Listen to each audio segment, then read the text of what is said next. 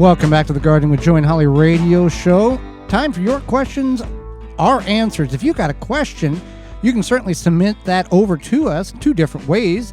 GardenTalkRadio@gmail.com. That's GardenTalkRadio@gmail.com.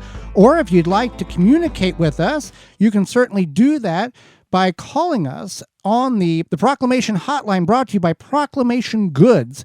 That number is 1-800-927-SHOW, 1-800-927-7469. Proclamation Goods creates cookware for the eco-conscious home chef.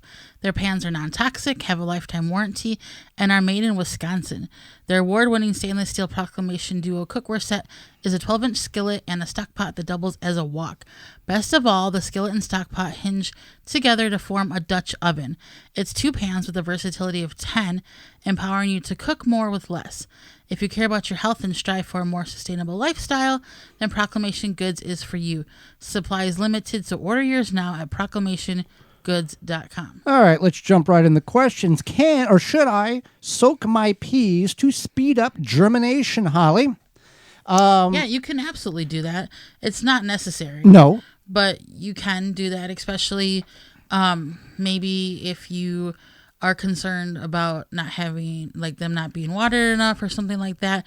But anytime we plant our peas, we water them at the time of planting. And since they are, for us, a spring crop, the soil is usually not in danger of not being hydrated. Right. But you can do that. You can use the amazing Dr. Zymes and soak your seeds in that. You can get your free samples at drzymes.com/garden talk, and you can soak them in that, and that will actually add a little bit of protection to them and get them started off quicker. However, here's the warning. Ding, ding, ding. Know how many peas you're going to plant, because if you don't plant them all, you've soaked them, and they're going to germinate, or you're going to have to throw them out. Right. And another thing to keep in mind is you can actually soak a lot of larger seeds to help germination. But again, as Joey had mentioned, you want to make sure you know, like, I'm going to plant 14 or whatever. Right. Here's another one, Holly. As my garlic begins to pop through the soil this spring, do I need to do anything, such as leave it alone or feed it, or any advice? So one thing you want to do is when your garden starts to pop through the soil is we make sure we have enough mulch around it.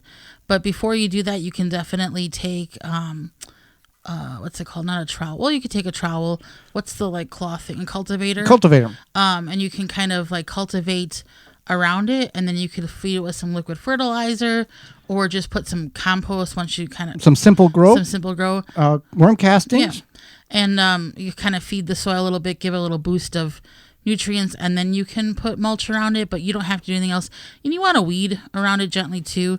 That's not a bad idea, but for the most part, you don't have to do a lot. Just maybe give it some good nutrients and mulch, and just make sure you keep it weeded. Here's another one for you, Holly, since you're doing so good answering all the questions. Should I or can I use store-bought potatoes instead of buying seed potatoes? Did I get a gold star? Grandpa said it's always very hard to get gold stars, so I don't know if you qualify. I'll have to ask him. Okay. So you can use store-bought potatoes, yes and no. A lot of times, if it's something like a russet or like a baking potato or even a yellow red potato, if it doesn't sprout eyes at, like, large eyes at any point, you probably can't use it. But if it does, like, maybe you buy it from the organic food store, it's an organic potato, and it starts to sprout those eyes, then yes, you can use them.